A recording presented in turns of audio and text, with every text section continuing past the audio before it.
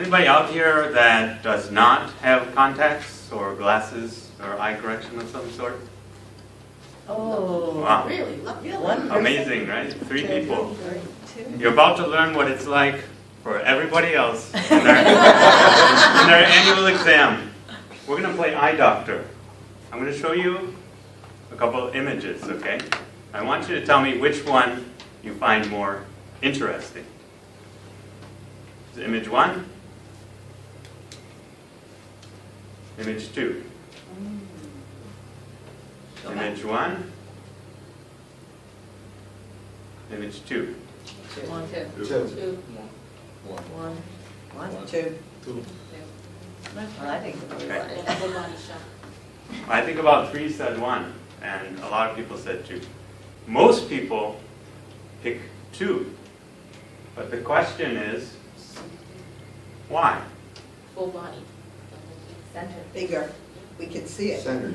center, less space around the Center. Same shot. It's the same thing. The rule of thirds will help us figure out why certain images, even when they're derived from the same exact photo, are more compelling to us or more engaging. The rule in thirds is a composition technique. Composition is about how we arrange objects in space. Let's investigate this principle, which can help us make better visuals, no matter what kind of visuals we're making for our presentations. Imagine this is our canvas. Okay, this is the space that we have to arrange what we're going to show people. Commonly, we think about dividing things in half. We do that. Gives us a center point when we divide something in half. And quite often, we are used to putting important things right in the middle. Here's an example. A photo where the moon is positioned as the primary object right in the center of our screen. However, the rule of thirds tells us that we can create more engaging visuals by dividing things into thirds instead of halves. Let's take a look. We get 2 horizontal lines, 2 vertical lines. We end up with a grid that has 9 spaces and 4 intersections. Let's look at examples of how this can be used to create more compelling images. Here's a landscape which uses the rule of thirds on the horizontal planes. We have a third of water, a third of land, a third of sky. Here's an image which has a very dominant vertical feature. So it gets placed on one of the horizontal thirds to emphasize it and also balance out the blank space next to it.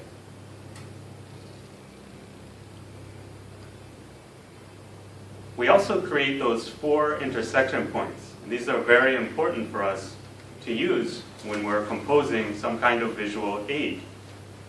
As it turns out, when we place things on these points, we tend to capture people's attention and draw their eyes to that point.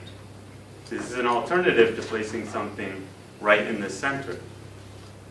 Let's take a look at some examples. Think about where your eyes go to in this picture. Probably to the mailbox and even specifically to the 9 because it's placed right on one of those points.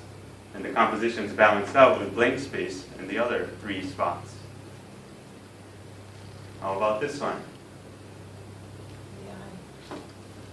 Yes, the menacing eye of a snake is looking right into your eye, and it's intentionally made that way.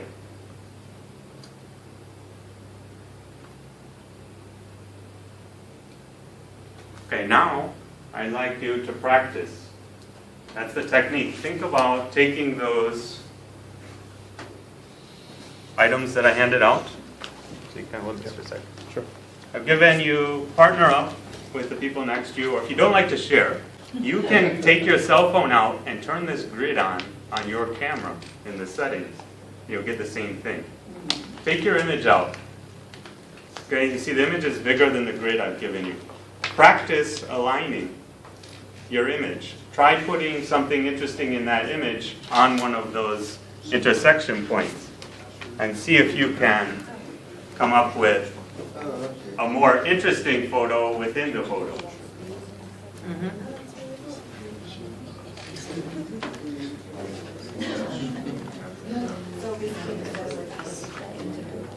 You did it perfect the first time. That was very interesting.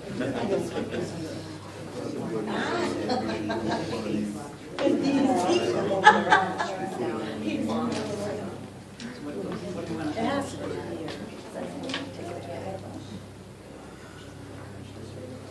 Yeah, but you don't want to. I don't think so. I think you nailed it. Good job. Okay, I just want to show you another example. Hopefully you found something interesting there, or you can even play with it a little bit later. Here's an image where everything's sort of centered. Think about the message that you have, the story you have to tell when you're aligning your visuals. Again, same photo we're going to see can express different tone or mood or support a different message. Look here. We move the focal point, the end of the dock, down to the lower left point. And now we have a wide open space, a more open, inspirational looking out, right? Which might support a message with that kind of tone.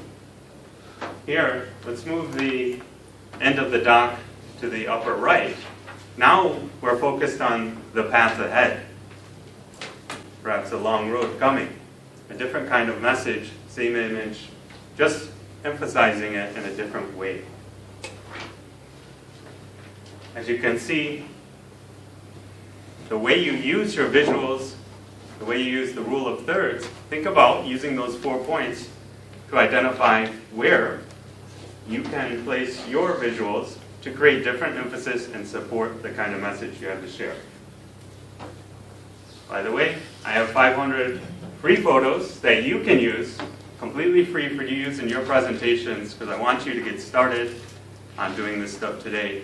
Head over to my website and you can get them there.